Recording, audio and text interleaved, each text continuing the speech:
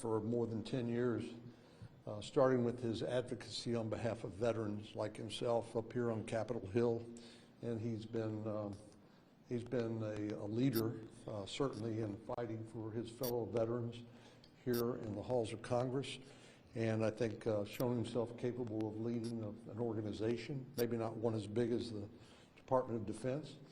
But what I told him is that the thing that I'm most concerned about as the son of a World War II veteran is that we are not deterring the various threats to our country and to peace and security that we need to be paying attention to, and that's China, Russia, and Iran, North Korea, and it is a dangerous situation. So interested obviously in what he would do at the Pentagon.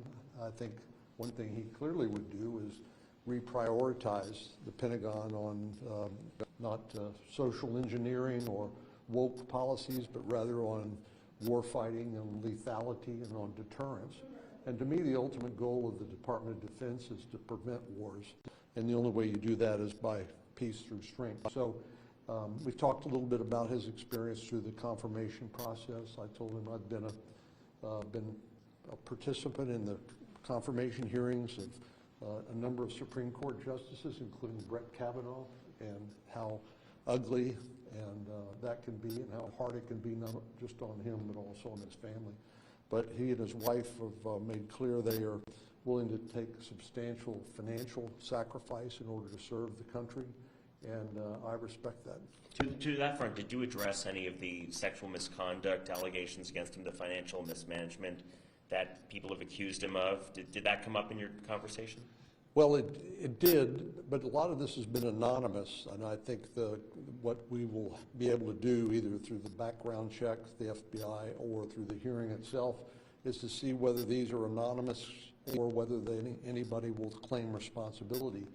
I think, as again, what I learned during the Kavanaugh hearings is that there are a lot of people who will make anonymous claims, but will not show up and be accountable for that. So I think it's important to give him a fair process, but we also need to have a process where we can get all the facts out before we have to make our decisions. You guys talk about... Do you think that Senator Ernst and others who have hesitations with him should face a primary if they vote no ultimately?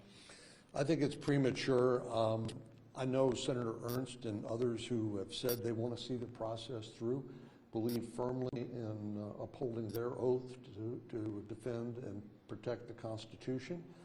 This role of advice and consent is part of that. The founders never believed that there would be a rubber stamp. So I respect the fact that Senator Ernst has met with Mr. Hegseth twice now and said that she will support him through the process. We'll see how that turns out. Senator, did you guys discuss the role of women in combat? Did he clarify his remarks on that?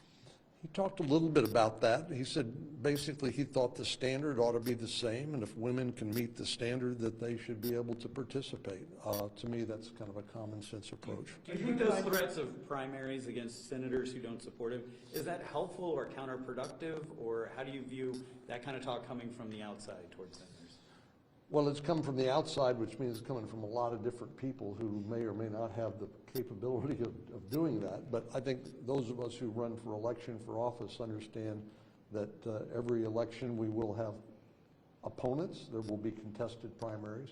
But there's going to be a lot of other issues that between now and then where I think you'll see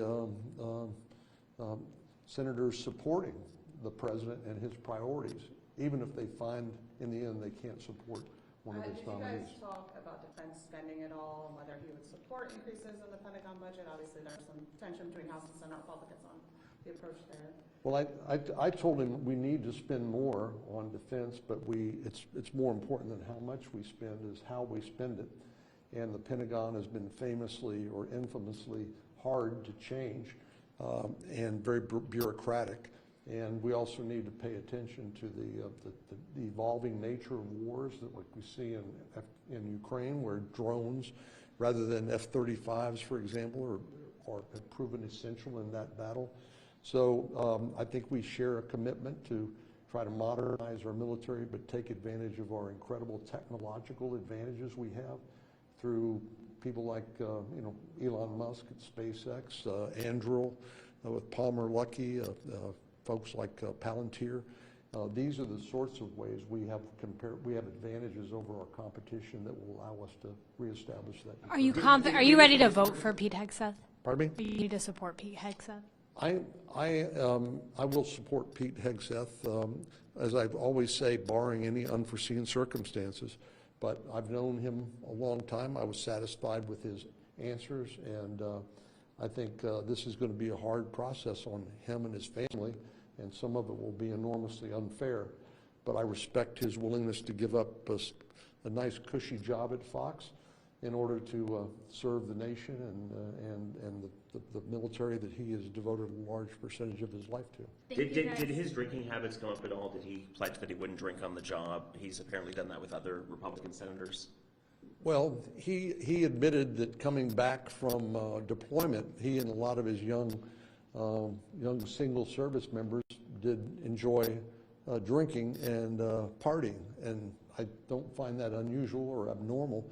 Obviously, at some point, that can be a problem when it impairs your performance in your job, and likewise.